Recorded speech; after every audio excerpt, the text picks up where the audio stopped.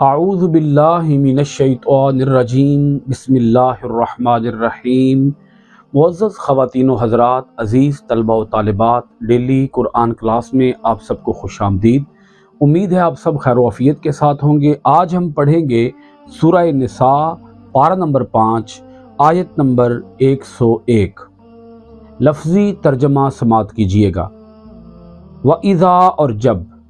ضَرَبْتُمْ، تم سفر کرو، فی الارض، زمین میں، فلیسا، تو نہیں، علیکم، تم پر، جناح، کچھ حرج، ان، کہ، تقصروا، تم قصر کرو، من الصلاۃ، نماز میں، ان، اگر، خفتم، تم ڈرو،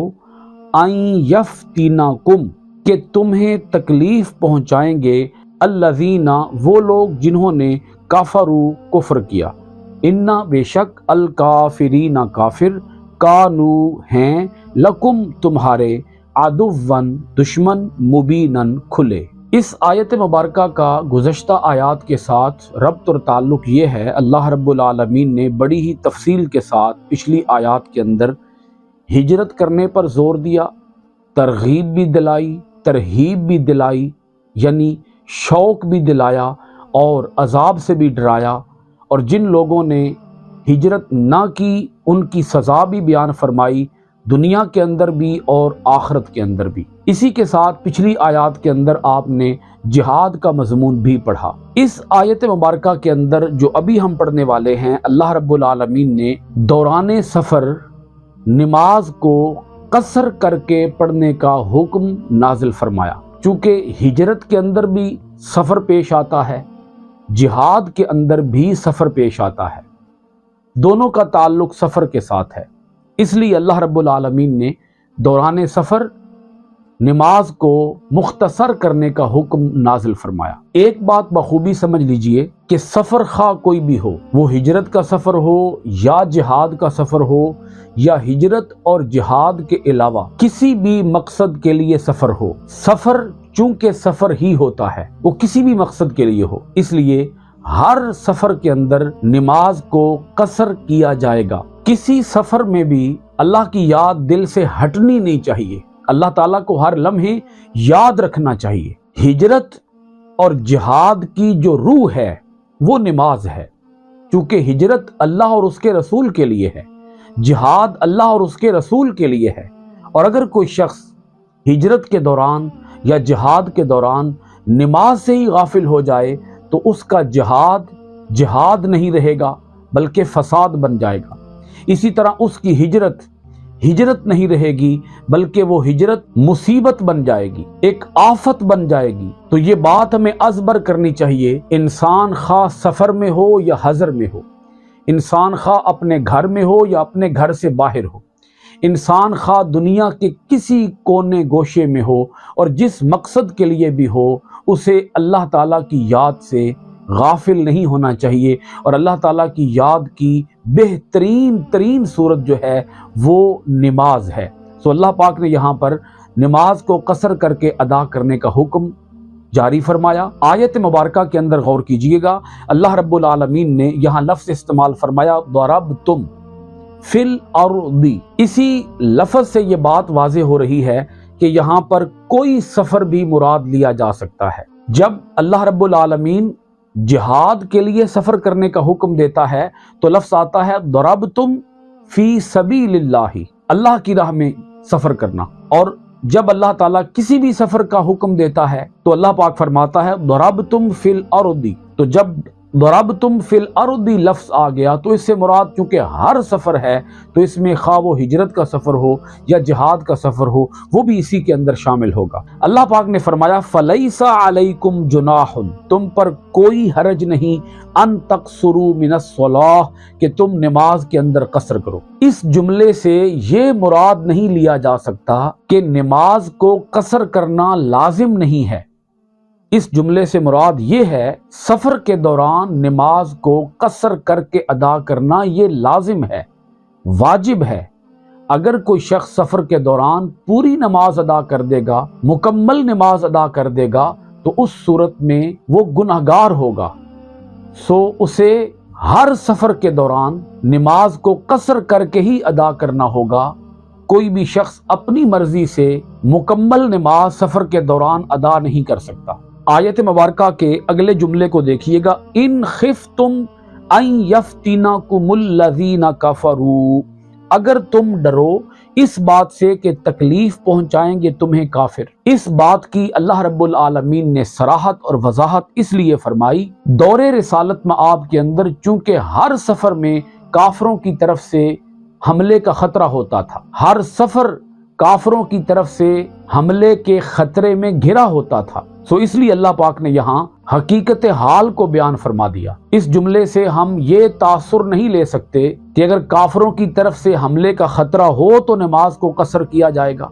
और अगर काफिरों की तरफ से हमले का खतरा ना हो तो नमाज को मुकम्मल करके पढ़ा जाएगा। इस जुमले से मुराद हम ये नहीं ले सकते, बल्कि इसका जिक्र अल्लाह रब्बुल आलमीन ने हकीकत हाल के तौर पर किया है। आखिरी जुमले के अंदर अल्लाह पाक ने फरमाया, इन्नल काफिरीना कानू लकुम अदुव्वम मुबीना, बेशक काफिर तो तुम्हारे खुले दुश्मन हैं। थोड़ा सा मजीद इस बात को समझ लीजिए कि अल्लाह रब्बुल आलमीन ने जो शर्त जिक्र की है कि अगर तुम्हें काफिरों की तरफ से हमले का खतरा हो तो तुम कसर करके नमाज को अदा करो। हजरत याला बिन उमैया ने हजरत उमर रदियल्लाहु ताला अन्हु से अर्ज किया, हम तो अमन में हैं, फिर हम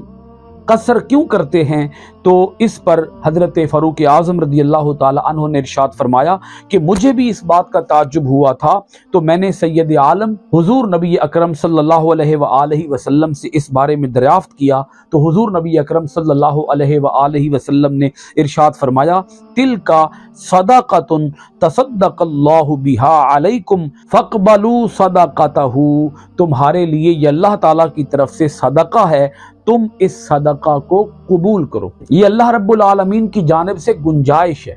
रुखसत है। किसी भी सफर में खा काफिरों की तरफ से हमले का खतरा हो या काफिरों की तरफ से हमले का खतरा ना हो, हर सफर के अंदर नमाज को कसर करके ही अदा किया जाएगा। अब ये समझ लें कि जब हम कसर करेंगे तो किस तरीके से कसर करेंगे। हर नमाज के अंदर जो हम फर्ज अदा करते हैं, फर्जों को, ऐसे फर्जों को जो कि 4 हैं, उन फर्जों को हम 2 करके अदा करेंगे। मिसाल के तौर पर ज़ोहर की नमाज में, असर की नमाज में और इशा की नमाज में 4 फ़र्ज हैं। ज़ोहर, असर और इशा के 4 फ़र्ज़ों को हम 2 फ़र्ज करके पढ़ेंगे, यानी 4 की बजाय हम 2 फ़र्ज अदा करेंगे। यह है कसर को अदा करने का तरीका। अब इसी के साथ ये समझ लें कि जितनी भी सुन्नतें हैं, सुन्नते गैर मुअक्कदा के बारे में तो आप वैसे ही जानते हैं कि उनको पढ़ लिया जाए तो सवाब है, ना पढ़ा जाए तो गुनाह नहीं है। तो सफ़र के दौरान सुन्नते मुअक्कदा का मामला ये है कि अगर वक्त है, आसानी के साथ सुन्नत मुअक्कदा अदा की जा सकती हैं तो सुन्नत मुअक्कदा अदा कर ली जाएं, और अगर सुन्नत मुअक्कदा अदा नहीं की जा सकती, मसलन आदमी सफ़र कर रहा है, गाड़ी निकल जाने का ख़तरा है या इसी तरह की कोई और मुश्किल है, तो उस वजह से सुन्नत मुअक्कदा को भी छोड़ा जा सकता है।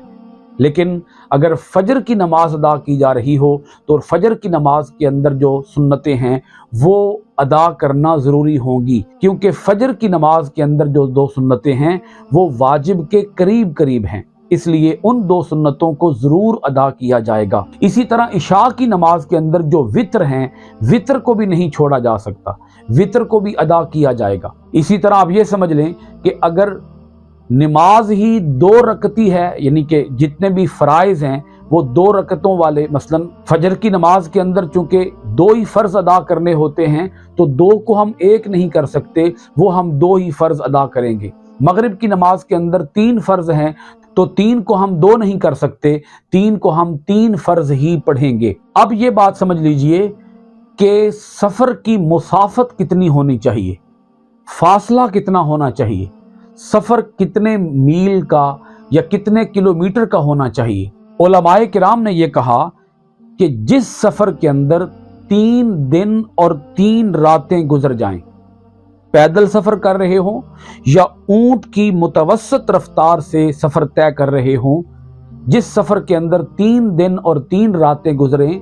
ऐसे सफ़र के दौरान नमाज कसर करके अदा की जाएगी।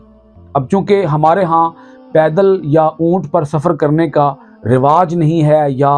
کلچر نہیں ہے، تو اب لوگ چونکہ ٹرین کے اوپر یا گاڑی کے اوپر ہی سفر کرتے ہیں، تو اس لیے آپ سمجھ لیں کہ گاڑی کے اوپر ہم سفر کر رہے ہوں یا جہاز کے اوپر ہم سفر کر رہے ہوں یا ٹرین کے اوپر ہم سفر کر رہے ہوں اور وہ سفر 54 میل کا ہو، اگر ہم میلوں کا حساب لگائیں تو آپ سب لوگ جانتے ہوں گے کہ جو میل ہوتا ہے یہ 1.5 کلومیٹر پر مشتمل ہوتا ہے، یعنی میل زیادہ ہے اور کلومیٹر کم ہے۔ کلومیٹر 1.5 کلومیٹر ہوگا، ایک پورا کلومیٹر اور ایک ہاف کلومیٹر، آدھا کلومیٹر، تو یہ بنے گا 1 میل۔ تو 54 میل جو ہیں، اگر 54 کو ہم 1.5 کے ساتھ ضرب دیں تو یہ جواب آتا ہے 81۔ اسی لیے علماء کرام نے، فقہاء کرام نے 80 کلومیٹر کا ایک محتاط اندازہ بتایا کہ اگر کوئی آدمی 80 کلومیٹر کا سفر کر رہا ہو تو اس صورت میں وہ نماز کو قصر کر کے ادا کرے گا۔ اگر 80 کلومیٹر سے کم کوئی آدمی سفر کر رہا ہو تو اس سفر کے دوران وہ نماز کو قصر نہیں کر سکتا، وہ نماز کو مکمل ادا کرے گا۔ اسی کے ساتھ اب یہ مسئلہ بھی ذہن نشین فرما لیں، جب کوئی شخص اپنے شہر کی حدود سے باہر نکل جائے، اس شہر کی آبادی سے باہر نکل جائے اور وہ سفر بھی 80 کلومیٹر کا ہو، تو شہر کی حدود سے نکلتے ہی وہ مسافر کنسیڈر ہو جائے گا۔ اس کے ساتھ اب اگلا مسئلہ یہ آتا ہے کہ جس جگہ پر وہ جا رہا ہے، جو اس کی منزل ہے، جہاں اس کا سٹے ہے یا جہاں اس کا سٹیشن ہے، جہاں اس نے جا کے رکنا ہے، قیام کرنا ہے، پڑاؤ کرنا ہے، وہاں پر اگر اس کا ارادہ 14 دن تک قیام کا ہو تو وہ 14 دن مسافر ہی شمار ہوگا، قصر ہی کرتا رہے گا، تمام نمازوں کو قصر کر کے ادا کرتا رہے گا۔ لیکن اگر اس کا قیام، اس کا سٹے وہاں پر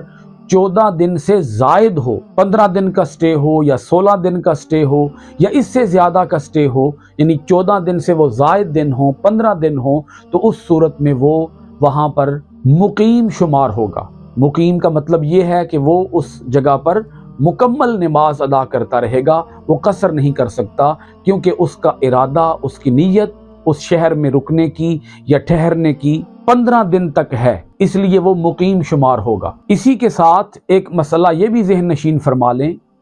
کہ اگر کوئی آدمی اپنے سسرال میں جا رہا ہو، ایسے شہر میں جا رہا ہو جس شہر کے اندر اس کا سسرال بھی ہے، تو جہاں آدمی کا سسرال ہوتا ہے وہاں جا کر وہ پھر مقیم ہو جائے گا، وہاں مسافر شمار نہیں ہوگا، کیونکہ جہاں اس کا سسرال ہے وہ شہر اس کا اپنا ہی شہر ہے، اس لیے وہ وہاں پر مسافر شمار نہیں ہوگا بلکہ مقیم شمار ہوگا اور وہ مکمل نمازیں ادا کرے گا۔ اسی طرح اگر کوئی آدمی کسی ایسے شہر میں چلا جائے جہاں اس کی ذاتی زمین ہو، جہاں اس کی ذاتی پراپرٹی ہو، جہاں اس کا اپنا ذاتی گھر ہو، کسی بھی ایسے شہر میں چلا جائے تو اس صورت میں وہ وہاں پہنچ کر مقیم شمار ہو جائے گا، مسافر شمار نہیں ہوگا۔ اسی طرح جس شہر میں، جس جگہ پر کوئی آدمی جاب کرتا ہو، ملازمت کرتا ہو یا تعلیم حاصل کرتا ہو اور ان مقاصد کے لیے وہ وہاں پر رکا ہوا ہو، تو اس صورت میں ان جگہوں پر، ان شہروں پر وہ مقیم ہی شمار ہوگا، مسافر شمار نہیں ہوگا۔ قصر کے مسائل کے اندر ایک انتہائی اہم مسئلہ یہ بھی ذہن نشین فرما لیں کہ اگر کوئی آدمی کسی شہر میں کسی کام کے لیے گیا، وہاں اسے کوئی اندازہ نہیں ہے کہ میرا یہاں پر کتنے دنوں میں کام مکمل ہو جائے گا اور یہاں سے میں واپسی کے لیے چل پڑوں گا، اسے کوئی معلوم نہیں ہے۔ مثلا اسے کوئی پتہ نہیں میرا یہاں پہ 2 دن سٹے ہے، 3 دن سٹے ہے، وہ کسی کام کے سلسلے میں وہاں گیا ہوا ہے، وہ کام ہوگا تو اس نے واپس آنا ہے۔ تو ایسی صورت میں اگر کوئی آدمی 1 مہینہ بھی رکا رہے، 1 سال بھی رکا رہے، 10 سال بھی رکا رہے، تو وہ مسافر ہی رہے گا، کیونکہ اسے معلوم نہیں ہے کہ میرا کام کتنے دنوں میں ہوگا، کتنے عرصے میں ہوگا، تو وہاں پر وہ جتنا بھی قیام کرے گا اس قیام کے دوران وہ مسافر ہی شمار ہوگا، وہ نمازوں کو قصر کر کے ہی پڑھتا رہے گا۔ اسی کے ساتھ ایک مسئلہ یہ بھی ذہن نشین فرما لیں کہ اگر کوئی آدمی جماعت کے ساتھ نماز ادا کر رہا ہو اور وہ مسافر ہو اور امام جو ہے وہ مقیم ہو، تو چونکہ وہ باجماعت نماز ادا کر رہا ہے اور مقیم امام کے پیچھے نماز ادا کر رہا ہے، مقیم امام چونکہ 4 رکعتیں ہی ادا کرے گا، تو اس صورت میں وہ جو مسافر پیچھے کھڑا ہے وہ بھی 4 رکعتیں ہی ادا کرے گا،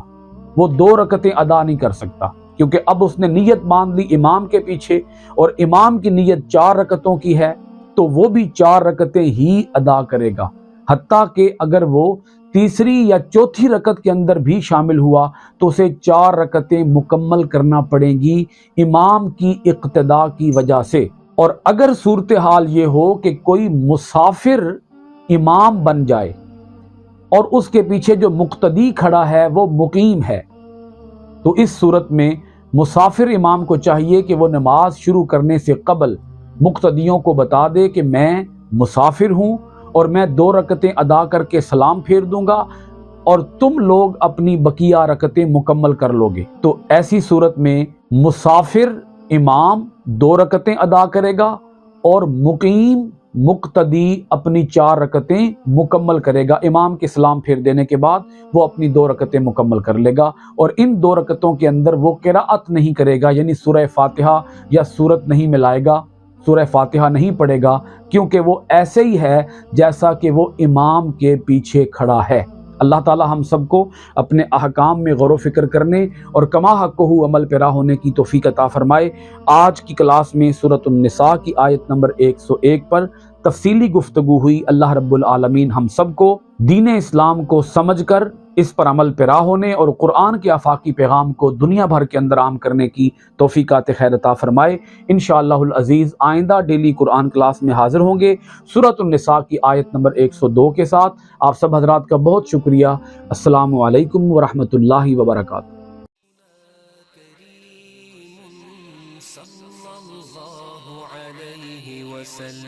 سيدنا كريم صلى الله عليه وسلم، سيدنا كريم صلى الله عليه وسلم، سيدنا